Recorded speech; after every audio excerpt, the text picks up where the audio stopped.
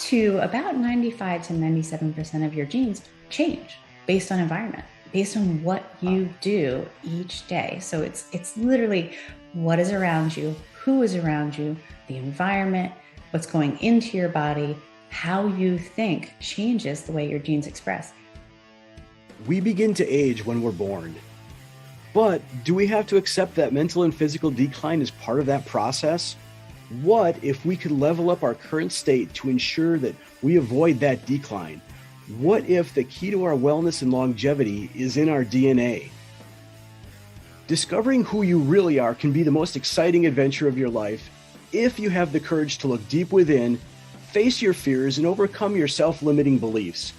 Welcome to the most exciting adventure of your life. Welcome to a new way of living, and welcome to the Fierce Planet Adventures podcast. Hi, I'm Casey. And I'm Andy, and we're on a mission to inspire and guide 1 million people to live a life of purpose, passion, and self-mastery, leveraging the 5 mountains of cutting-edge human development: physical, mental, emotional, intuitional, and spiritual, to build extreme mental fitness. Today, we are speaking with Cee McDermott, a Precision Wellness Practitioner who leads high achievers to wellness and enhanced cognition through epigenetic and lifestyle modifications. Cee combines health education, nutrition information, cognitive research, sleep management, movement, mindset, mindfulness, and stress optimization to upgrade the human experience. Coaching people to find their wellness to live with grace, ease, and joy is her true passion.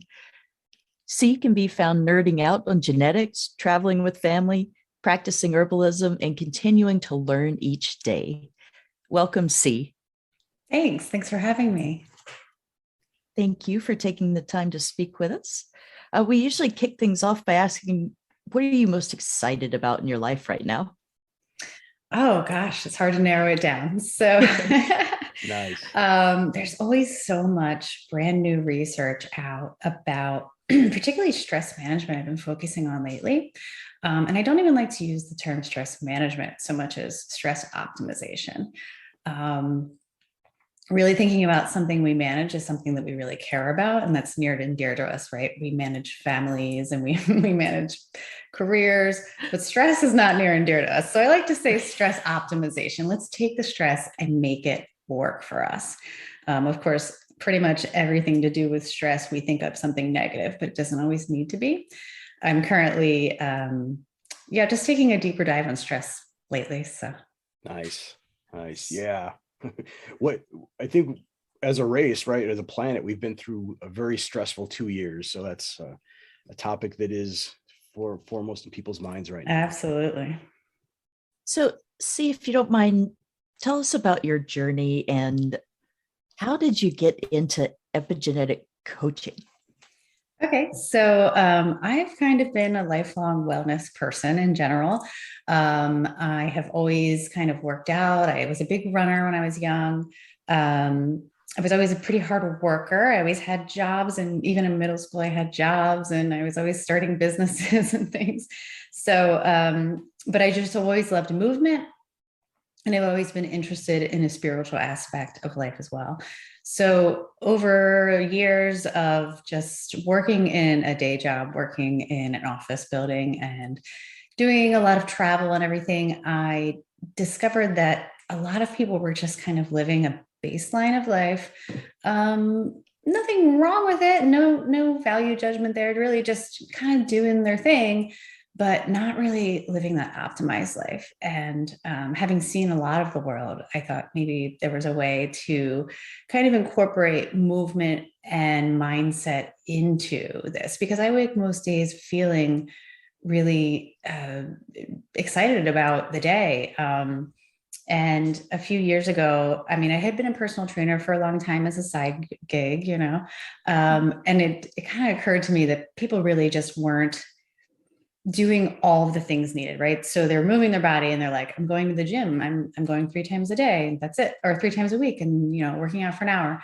But the rest of the day, they were very sedentary, or they were polluting their mind with like violent television, or they were just like zoned into video games or the news or something, obsessed with social media, or even maybe just obsessed with their physical appearance. So I kind of moved away from just personal training and started to incorporate more of a full life aspect. I was teaching fitness classes for a long time, and I noticed a lot of my clients were kind of almost just going through the movements, but not at all connecting to their body. So I started getting more into meditation and mindfulness practices and bringing that into fitness. So as I did that, I kind of just stumbled upon epigenetics because it just made sense. There was just more information. There's a blueprint to your body, and it's there for us. We have the science now. This is there for us to access. We have the ability to access this information. So let's add it in, and it's not the end all be all, but it gives us such a great baseline that I started looking at my epigenetics. And like I said, I've been wildly healthy my whole life. I have no amazing story about like transformation. I've just kind of been on this path my whole life. I grew up like that. Both of my parents were pretty healthy. I grew up in a very healthy household, a very outdoor household, and just kind of really optimizing my life over the last decade. Children really made me realize that we have a whole generation of people that we need to really put this in their baseline, put this in their foundation. And then we can kind of get a whole, culture going of this, because we've been plugged in, we've been, staring at our Netflix every night, and just kind of like, let's take a look at ourselves as human beings, and what are we looking for? What are we looking to achieve? Where are we trying to go? So I've taken like a much deeper dive in the past 5 years or so, and I got into epigenetics about 2 years ago. And there's we're in the information age. All this information is so available to us. The research is there.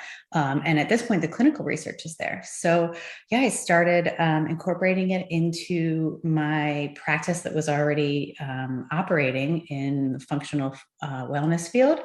And so now I incorporate between epigenetics, and I do the sleep, and you mentioned in the intro with movement and what I like to call nourishment, because it really involves nutrition as well as what we put on, in, or around our bodies, right? So the cleaning products we use and the media that we absorb. So all of this is part of our nourishment.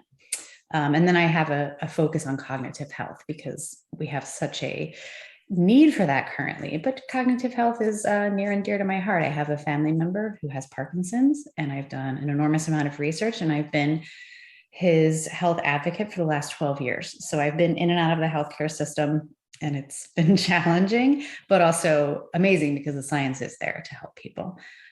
So incorporating all of those aspects, much like you guys do with your 5 mountains, which I love, it's very similar to that. We need the whole body, the whole mind, the whole spirit. Awesome. Thanks for sharing. Since many of our listeners may not be familiar with the emerging science, is it okay if we start by laying some groundwork? Absolutely. Yeah. So what is epigenetics? Okay. So epigenetics actually means above the genetics, right? So above the genome. So basically you have your genetics, your DNA will never change. So when I take somebody's DNA, it's a cheek swab, and it will be the same from the time that they are born until now as an adult. It never changes. However, up to about 95 to 97% of your genes change based on environment, based on what you do each day. So it's literally what is around you, who is around you, the environment, what's going into your body, how you think changes the way your genes express.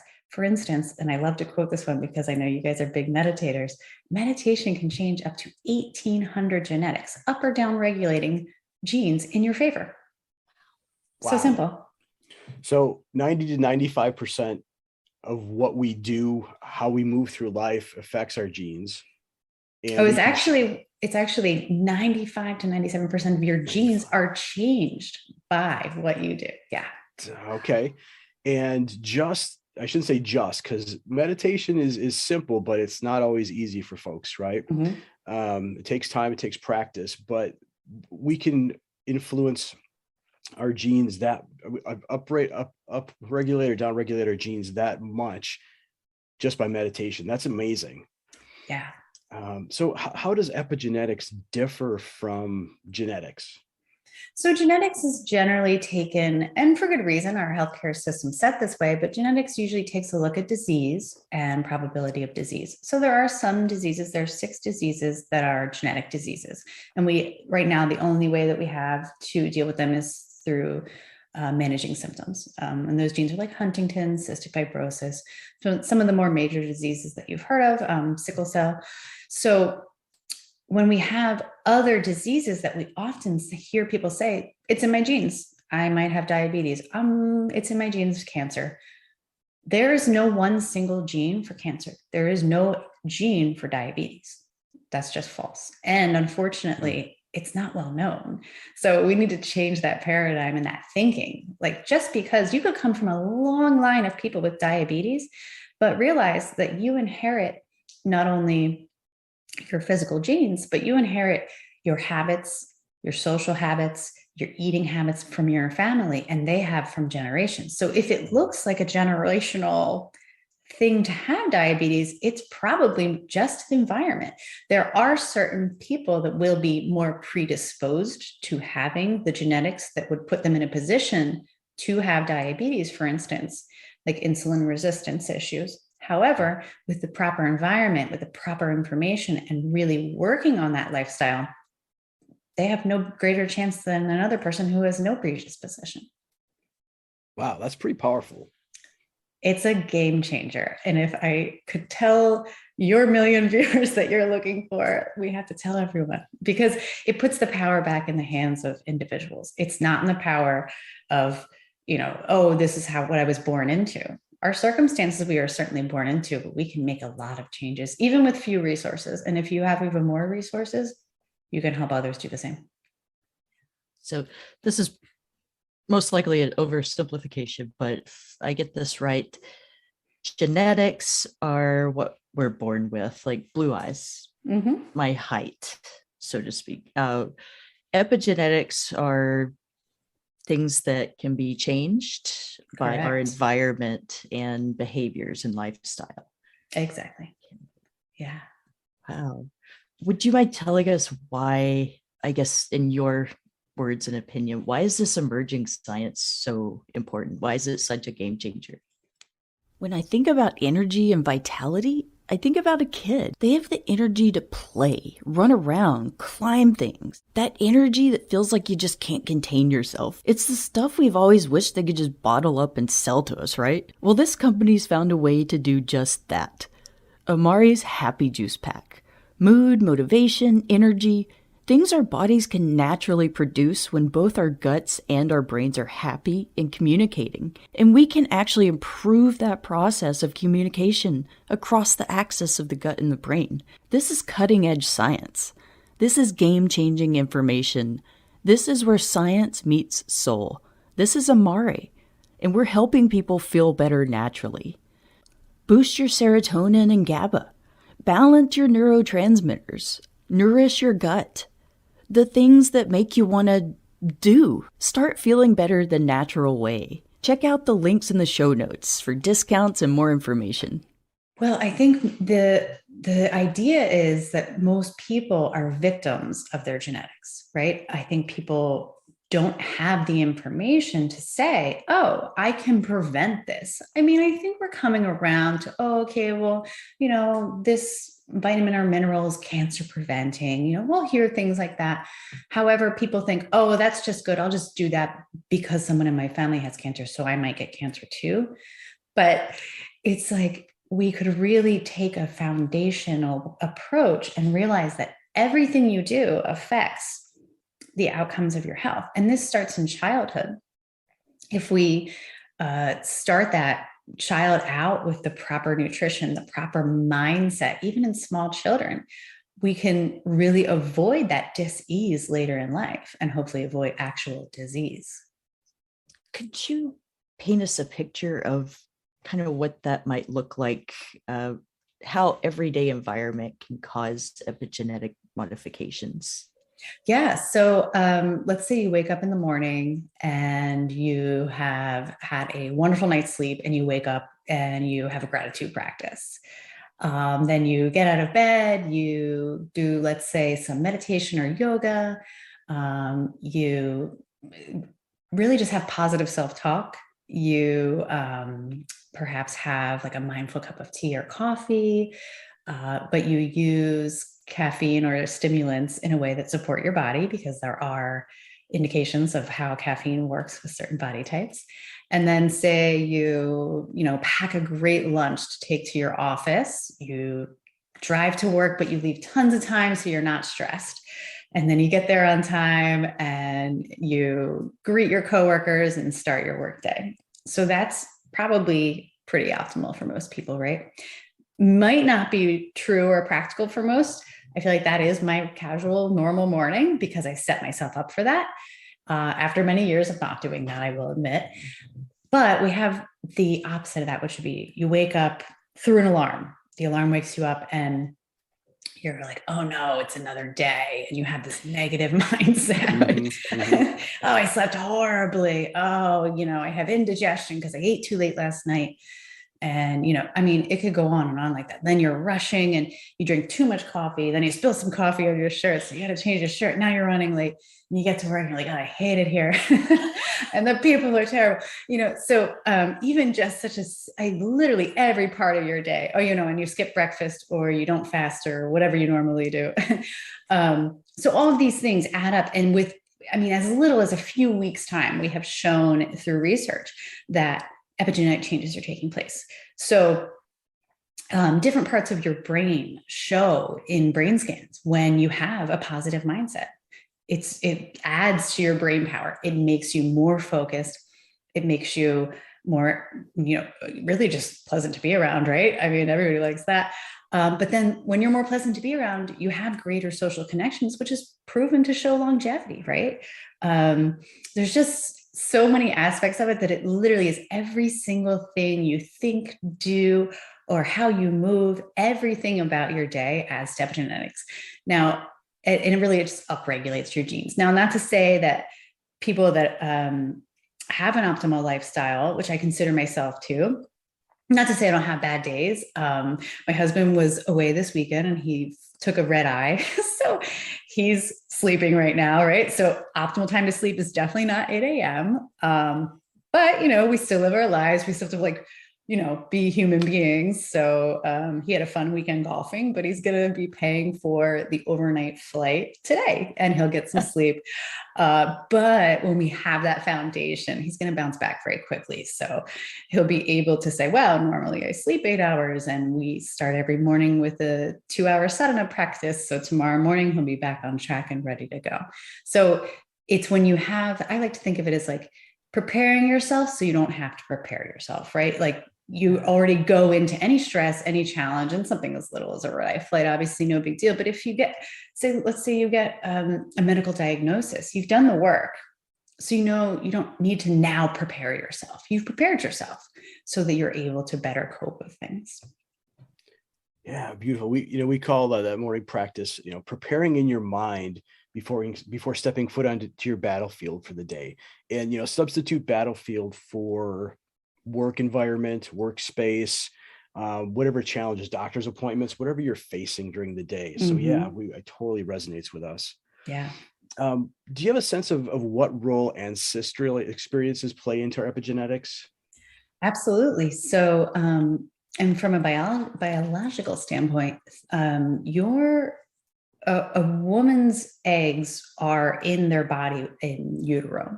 So you really are experiencing what your grandmother experienced when she was pregnant with your mother.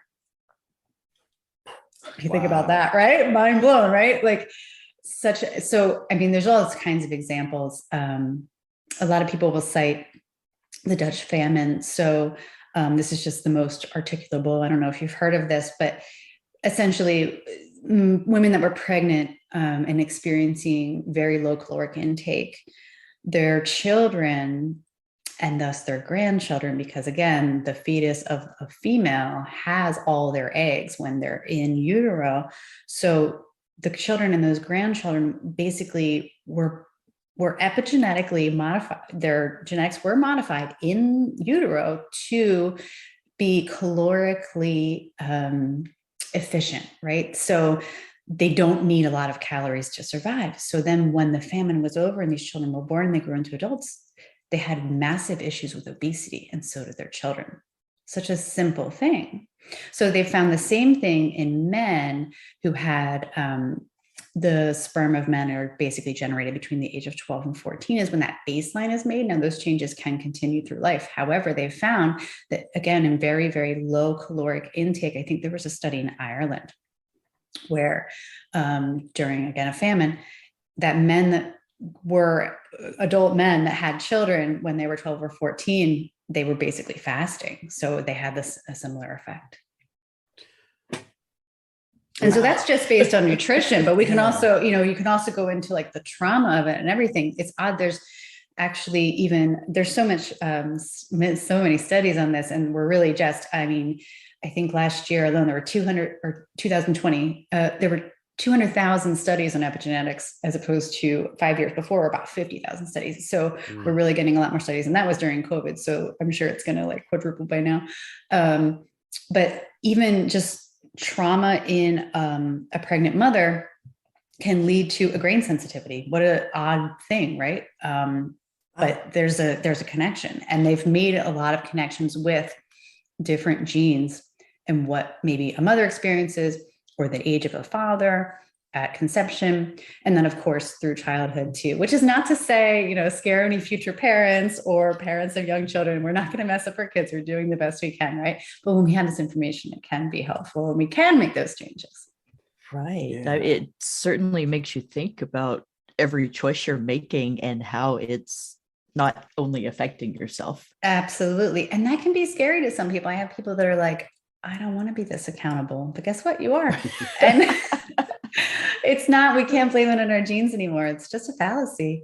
And it's a game changer, because people, we're not really living in a current culture of like accountability, but we need to be, I get the choice, but it's also not only my responsibility, but what a great right I have that I could get to do that I get the ability to change it.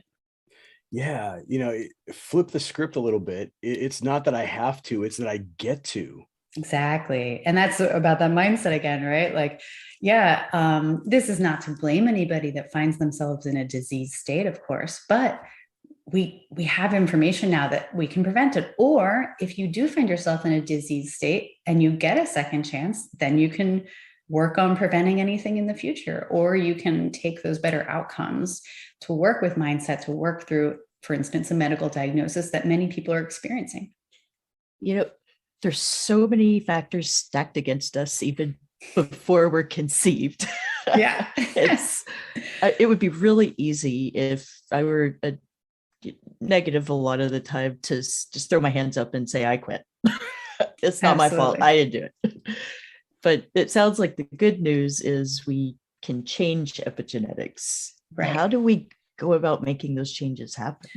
So when I look at somebody, for instance, if someone comes to me as a client, if I were just going to talk to them about nutrition, it's not going to work, right? We need to work on all parts of the human experience. So I focus on several areas of sleep, movement, nourishment. We talked about cognitive health, stress and mindset, and then of course the spiritual practice. So I get a baseline of people's DNA, and I'm able to, now a lot like direct to consumer will do algorithms, and they kind of just, AI tells you what to do, but there's no cross checks there, and a computer does make mistakes. So what I love about the one-on-one and avoiding that direct to consumer is that I look at every single, they're called, not to get too sciencey, but they're called single nucleotide polymorphisms, and we refer to them as SNPs, SNPs. So anytime there's a SNP that kind of is a red flag, and SNPs are not good, they're not bad, they're just what you are, right? They're just genetics. So it's a certain thing that may or may not predispose you to something. So, hey, if you have this one thing, maybe this type of nutrition is more nutritive to your body, and then avoiding this might be better. And then we can kind of almost cut out some of that guesswork. So it's like, oh, should I try keto? Well, keto is really great for some people. Some people function on a very high fat diet and their brain loves that. And then other people, the brain does not care for that. And while it might work now and they might, I don't know, lose weight, they might look better, fine. But long-term game here, or we're talking about longevity and cognitive health, that's not the best for everybody's brain. So same thing with intermittent fasting or, a plant-based diet. You can just never apply one thing to everyone, right? Like we all know someone like, oh, hey, my friend went vegan and like became so healthy and they're an athlete. And, there's Olympic athletes that are vegans, right? But then somebody else is like, oh, I felt so drained. I gained weight. Like it doesn't make sense, right? Why would that work for one and not for another? Because we're all different. We all have different DNA. And even though our DNA is like 99% the same, that 1% is what makes the difference. So you can't apply it across the board, which is why I just love to get that baseline. And I combine that with people's life experience and what they're actually experiencing. So is this expressing in their body?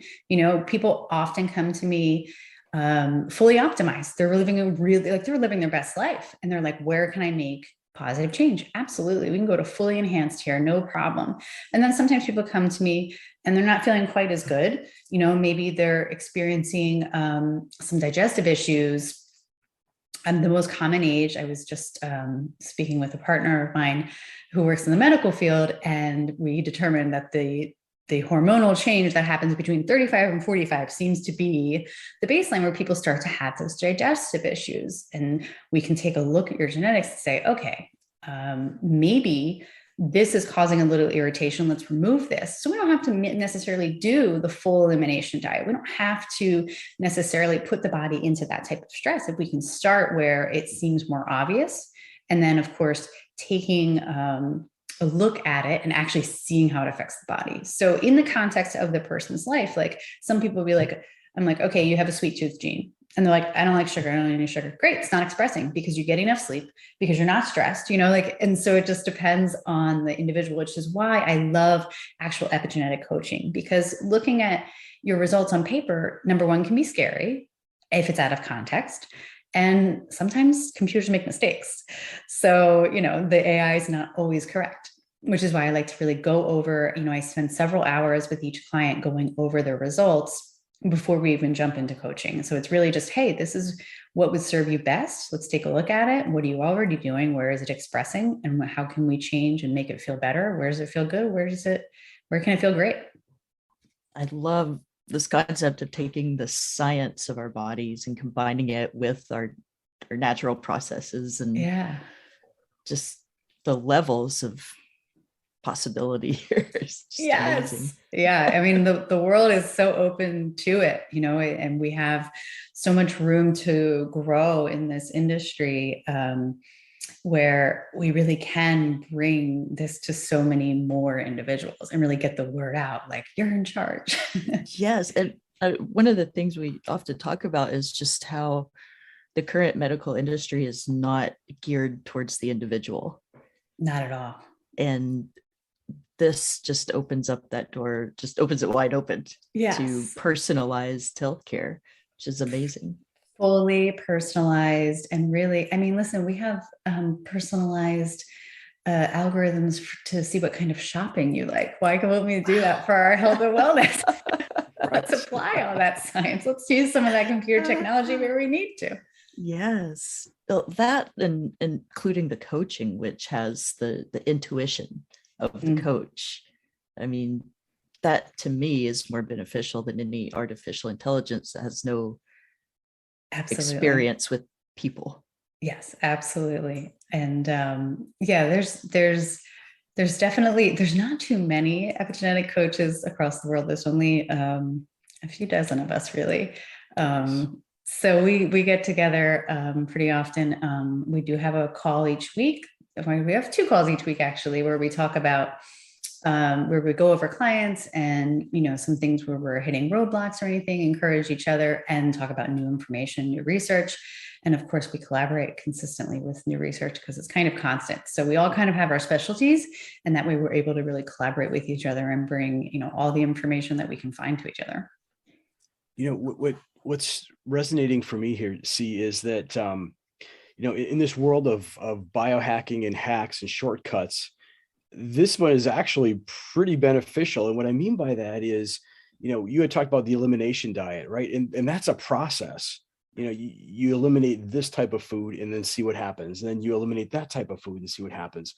This drills down so much more or more quickly that you don't necessarily have to go through that process. Is that correct? This episode of Fierce Planet Adventures podcast is brought to you by 5 Mountain Coaching, licensed unbeatable mind coaching, integrated accelerated vertical growth across 5 domains of cutting-edge development designed by retired Navy SEAL Commander Mark Devine. Learn the Big 4 skills of mental toughness and resiliency. Discover the 6 pillars of performance. Test your mettle with custom-created crucibles across all 5 domains. Visit 5mountaincoaching.com to schedule your free 1-hour unbeatable mind coaching session. That's the number 5, mountaincoaching.com. Begin your journey to becoming unbeatable today. Yeah, I think we really can narrow down where to begin. And it's not always exact. Again, this might not be expressing an individual, but I find that most of the time it really does let us hone in on where we need to focus. Mm-hmm. And then, of course, the other things begin to fall into place, because I am kind of working on all of these aspects with my coaching clients the whole time. But there are times where it's like, all right, we really need to focus on nutrition right now. We really need to focus on getting the movement right. But all of the things are taking place at the same time. And most people just kind of find that transition much simpler, and they find it that they'll stick to it more, because not everybody is, has gone through training as you two have and really has the ability to stick to something. People are still out living their lives, just still dealing with, school report cards and mean bosses and all the regular stuff that we deal with, right? We still have to step into the real world. And I think over the past few years, we've realized, working from home is a great thing for a lot of people, but not everybody likes it. So they still have to go to an office. You guys were able to step fully out of the paradigm, which is amazing, which I love, but not everybody can fully optimize on a daily basis, right? Like there are times where it's like, hey, I didn't have time to go to the grocery store, I have to get takeout, but at least we can figure out where we can make those small changes, and they're easier to stick to when they work. People love results. It's not always easy. It's not always fast, but at least we can kind of narrow down where we need to be, because there's so much information out there, particularly, while we love the information age. Like you go on Instagram, you're going to hear 9 different opinions about 2 subjects, and all of them might be incorrect. So, and particularly for you, they might work for some person, but, you could go on Instagram. It's like what I ate in a day. I don't care what you ate in a day. That doesn't apply to my DNA. So what is it? Personality is not scalable. Yeah. Perfect. Yes. Absolutely. So let's go back to the DNA testing for a minute. Now, I think most people are familiar with all the ads on TV and the internet about genealogy and DNA testing as it relates to that. Is this similar? How does that relate? And, it seems to me that, and this is the big question I think that should be on a lot of people's minds, is what happens to my data? Perfect. So direct to consumer, most of those, I think, with the exception of maybe one, own your data. And we have no laws in place to control that data. So that data, I don't want to scare anyone, but they could sell that data to an insurance company. They could sell to your car insurance company. There's nothing to regulate that currently. And I'm hoping that Congress is listening, because we need to probably work on that. However, and depending on what country you're in as well, some countries have started to enter into making laws to avoid the selling of that data, but that's how they're making profit. They're able to offer this to direct to consumer for a very low price, because they're able to sell that data. The company that I work with is the leading company. I am confident by far, we have number one, the best algorithms, but you own your data. It is a simple cheek swap. In fact, I have clients that use a Proton mail address and only a code. Mm-hmm. I'm working on developing this to scale currently, and everything is by, it's all HIPAA approved, and it is all by number only. There is no connection to you as an individual. So never will an insurance company say, hey, look, you have the predisposition for heart disease. Nobody's business but yours. You own your data. It is your data. No one else should have access to that, and no one else owns it. So as soon as I'm done with it, I am able to delete your data. You can own your raw data and you can have it available. We do not offer it fully to each individual simply because it's a security nightmare. So when people request it, I'm able to get it to you in a secure manner, but it's on a secure server. And when you're ready to delete it, it is gone. No one owns it but you. Oh, beautiful. And for folks who don't know what Proton Mail is, it's a very secure email company or package that you can get, and they've got a free option that is just amazing. And they're out of Europe, I think Switzerland, perhaps. Switzerland, and they're end-to-end encrypted, so people use it. Yeah, it's good stuff. So yeah, thank you for sharing that. So the whole coaching aspect of this process sounds like it's like you don't necessarily want to separate the two aspects, right? You've got the DNA testing and the coaching, and they work in conjunction with each other to help read what the data is telling you, but also on an individual level, what actions you can take. Is that correct? Yeah. So it really has to be an individualized plan. Of course, just like your DNA, what you can perform on a daily basis has to be individualized. So much like traditional coaching, I come up with a plan with people and then accountability for those people, tracking if they prefer it. I make each and every plan quite individualized. I do not offer packages. It's a little more tailored than that. It's really just, I get to know a person for quite some time before I really figure out exactly what works for them and what makes them tick to be able to work with them. Because this is so all encompassing. If I say, okay, 2 calls a month and then you get access to this online, like there's no, I don't want to send people off into the internet ether and say, okay, watch this YouTube video. And it has to be custom tailored, just like your DNA, right? I have information, and some of the information that we're able to access really even provides insight to how you're motivated. Sometimes it's your neurotransmitters for your brain. Like, let's see what motivates you. Do you need accountability? Maybe you don't. Maybe you need tons of accountability. It just really depends. And sometimes I'm able to get, with speaking to somebody and looking at their DNA after doing so many, I can usually get insight into how someone is motivated, and I can ask them questions to figure out exactly what does. Wonderful. So the whole one size fits all approach, I think, just doesn't work in coaching. So I love to hear that you take the time to tailor it to the individual. And there are some very powerful coaching frameworks available that are out there. One of them, I think, being Unbeatable Mind. But when you scale it down to the individual, what does that really mean? And I think that's where the power is. Once the client and the coach connect and they can co-create that experience. And when you've got the science to back it up there, I mean, that's how powerful is that? That's amazing. Yeah. And it really seems to make so much more of a difference, because when you, like you said, co-create, you're not just handed like a new nutrition profile in the sense of somebody previously, several years ago would have said, oh, I went to a dietitian. I have all this information. But what are you going to do with that information?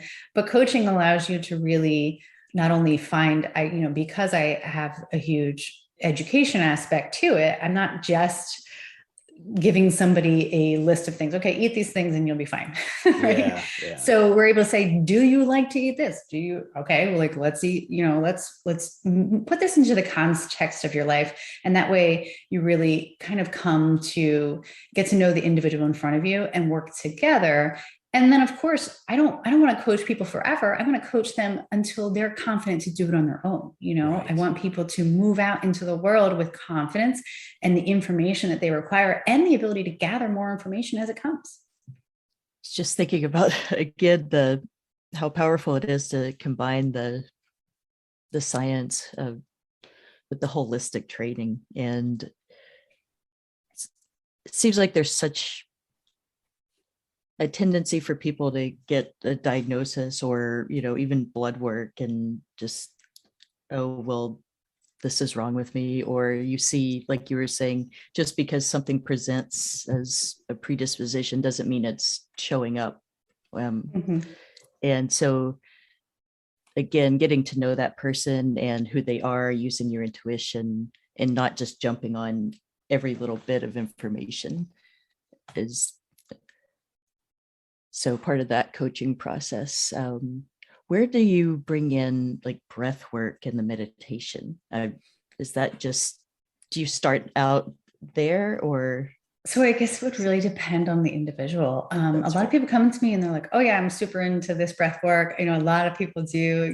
Wim Hof is super popular, so a lot of people come to me with that. And again, those don't fit everyone, right? Wim Hof is not for everyone. Right.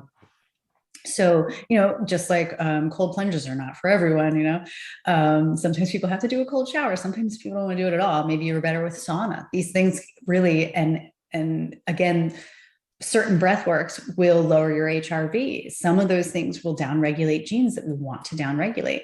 Meanwhile, we could over oxygenate ourselves if we do a certain type of breath work. So we have to see where people are. And because I just completed my Kundalini teacher training, Beautiful. Nice. so I do a lot of breathwork and meditation from the Kundalini perspective, but not everybody's open to Kundalini because it's unusual. It's definitely an acquired taste. So sometimes I have to bring it just to where people are. I have to start a little more like, hey, we start a mindfulness practice. We start with some heart math training, something that's a little more accessible. And then I find most people start to really get into it. But I also find that many people won't fully admit that they're big meditators, particularly like the CEOs or the entrepreneurs, like kind of like, oh yeah, no, I totally meditate for like an hour a day. Okay, well, great. Like, let's keep that up. High functioning folks generally have some sort of, maybe even just a spiritual practice that they're waking up and they have a gratitude practice or they pray every day. And these are all forms of meditation that can help everyone. But I find most people do not seem to come with no practice already. It seems like people do have a baseline. So usually I can work from their baseline and get them a little deeper. And then I like to see where their interest lies. If they have an interest in a certain type of breath work, or if they're, let's say, an athlete and they're looking to just kind of fix their VO2, let's look at some, taping your mouth for bedtime and keeping the mouth breathing out of it, right? Or if maybe somebody's starting from the polar opposite end where they have sleep apnea and they're just tired of snoring and not sleeping through the night. So then we can start with some breath work there, like oxygen advantage and things like that. Curious. Go ahead, Casey. Oh, no, go ahead. Herbalism, practicing herbalism, how does that fit in, or does that fit into this, or is that a separate life choice? So herbalism is more, it's kind of a way of life. I've been working hard to keep myself and my family out of the sick care system. So it's more of it's a lifestyle, as I mentioned, but it's preventative. Like my one son has a tendency to lean towards the anxious side of things. So he has catnip cookies in the evening made with almond flour and butter, and it just kind of calms him down. We drink a lot of herbal tea. I have my holy basil and wood betony here for grounding, but I use to get us through, immunity season. I use a lot of just immune supportive herbs. Of course, when we do require medical care, we get it. I try to avoid antibiotics where we can. So I usually try to use herbal remedies first. It doesn't always work, but it's just something that I really believe in, using something that came from the earth to nourish bodies that came from the earth. But I, of course, I still have respect for pharmaceuticals where needed. I was sick in Mexico when I was just on my teacher training a few weeks ago. The majority of us got sick because we were just in Chiapas, and that's what happens in Mexico. But I was able to use the herbs that I brought for that purpose, knowing that could be a possibility. And I was able to avoid antibiotics. Not the end of the world if I had needed antibiotics, but I got my gut health a little boost, and I wasn't, starting back at scratch trying to build that gut health. So, and that way I was able to get on a plane and come home. So, So more options, time and a place for everything. Absolutely. And allopathic medicine is certainly powerful and can certainly be of great use, as well as herbalism. Did you have any, so with regards to epigenetics, I think this is one of those emerging topics that I just don't know what I don't know. So is there anything that we missed during the question and answer section or portion here? No, I mean, I think a lot of people, so one of the main questions people ask me is like, are you going to tell me when I'm going to die? Which I don't know why people come up with that. That's like the main question I get at parties. I don't know. So no, I will not be able to tell you when you're going to die. But again, we can just find where we need to optimize. And yeah, there are certain aspects that may show me where you could be more likely to have disease states. And with prevention, oftentimes those very same genetics are actually preventative for the very same thing. It's just the proper lifestyle needs to be in place.